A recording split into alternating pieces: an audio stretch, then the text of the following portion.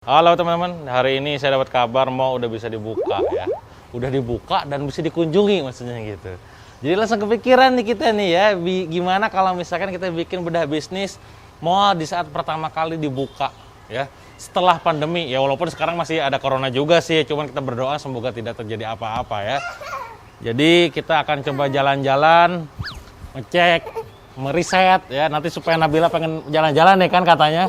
Meriset dulu maunya bener atau enggak ya. Mari kita lanjutkan, nanti pelajaran apa yang bisa ambil ya. Hajar-hajar, yuk. Ikut. Sendalnya. Ya enggak ikut. Dadah, Assalamualaikum.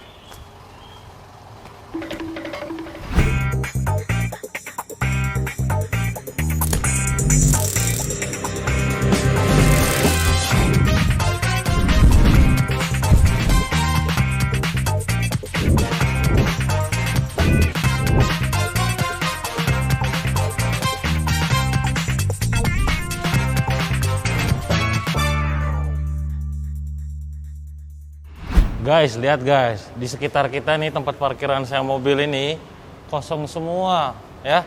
Padahal ini adalah seminggu setelah mall itu dibuka kebijakannya ya. Tapi kok masih kosong ya gitu kan. Kenapa orang-orang belum pada berani keluar gitu. Nah, nanti kita bahas ya. Jadi ini adalah hari perdana saya keluar kandang ya. Baru pertama kali ke mall lagi. Dan kita lihat suasana mall dalam kondisi after corona.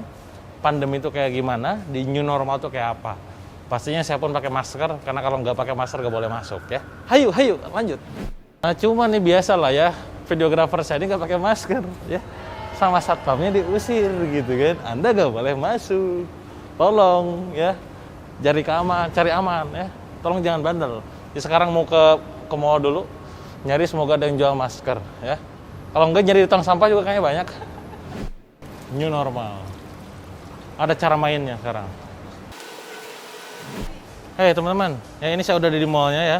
Ya biasanya saya kan kalau workshop yang paling itu di daerah situ tuh, ada mall hotel Trans itu kan yang gede itu samping. Ini pintu masuknya nih.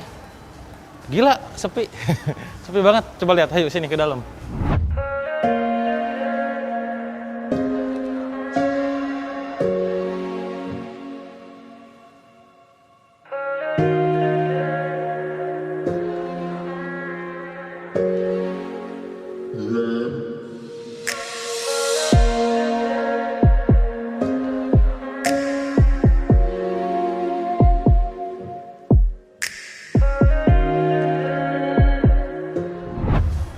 Ini entah mereka belum pada berani atau belum tersosialisasi atau apa. Wah, sepi. Tetap sepi, saudara-saudara.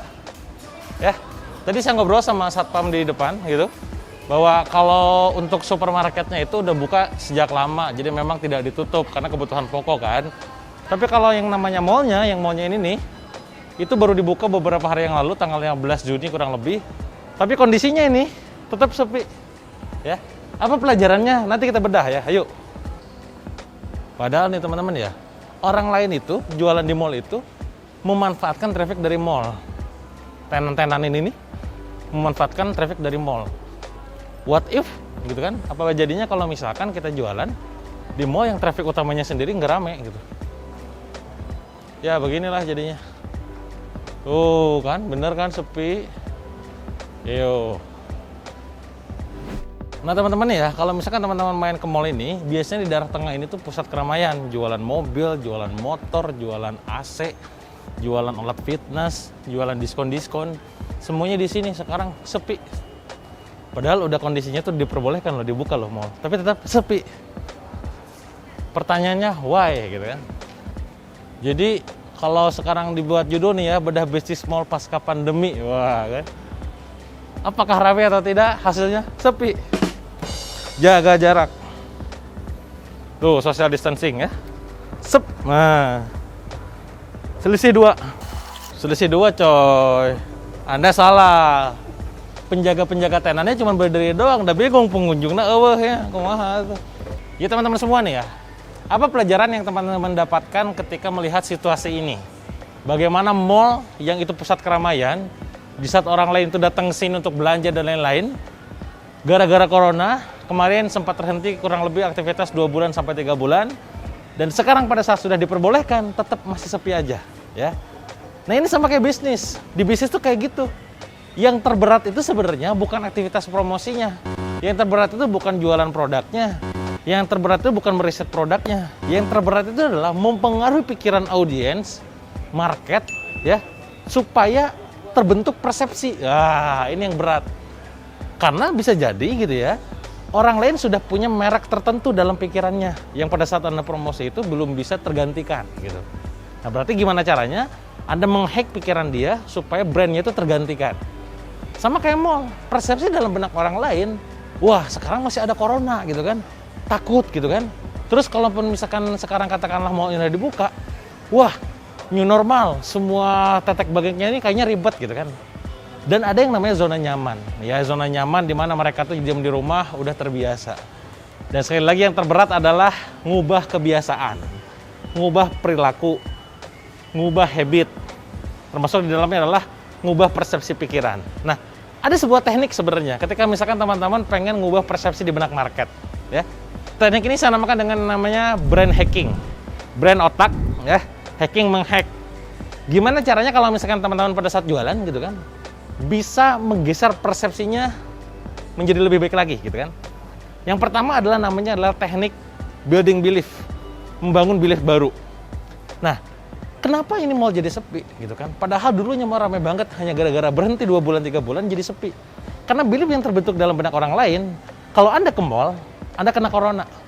Ya. Kalau Anda bertemu dengan yang namanya kerumunan gitu kan, Anda bisa berpotensi kena corona.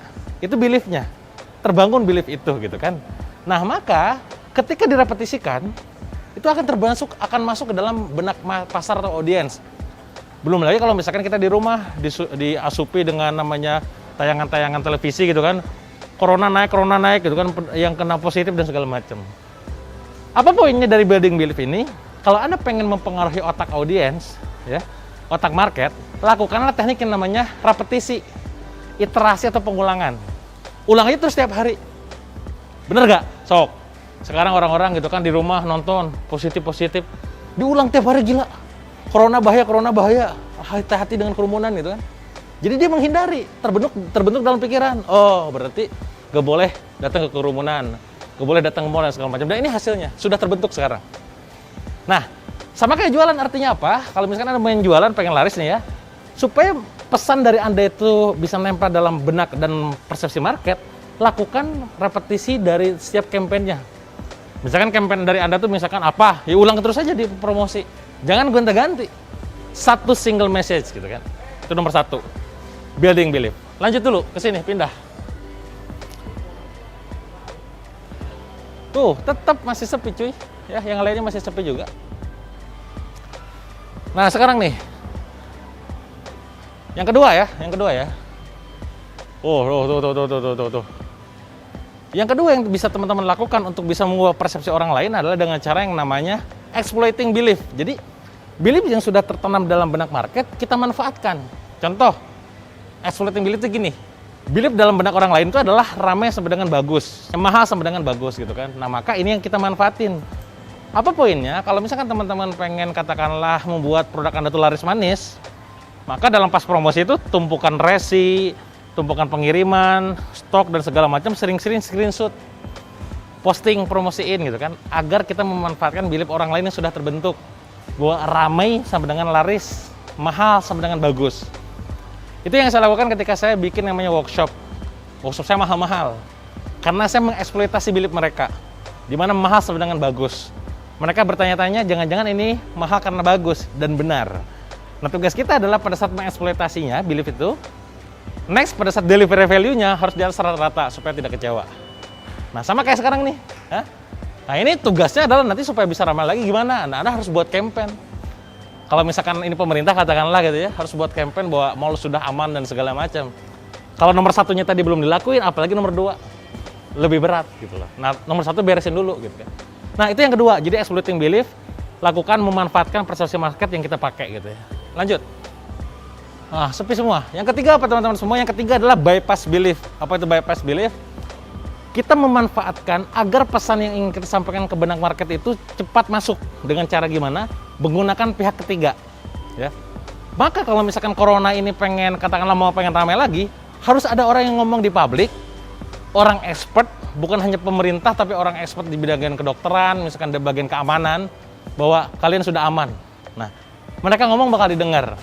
Sama kayak dokter ngasih tentang resep obat, bakal didengar. Montir, gitu kan, ngasih yang namanya tips tentang perawatan, bakal didengar, gitu kan. Guru ngajar bakal didengar, gitu kan. Nah, sama kayak sekarang kalau Anda pengen mempengaruhi benak orang lain, makanya ada yang namanya endorse, bayar influencer. Mereka yang dikenal, yang disukai, yang punya keahlian, ngomong didengar. Nah, maka teknik yang ketiga, bypass belief dilakukan dengan cara menggunakan keterkenalan orang ketiga, keahlian dari orang ketiga, dipakai. Itu 3 teknik yang bisa Anda lakukan, belajar dari bedah bisnis ini. Bagaimana yang sulit bukanlah promosi, yang sulit bukan bikin produk, yang sulit adalah membentuk persepsi dan belief di benak market.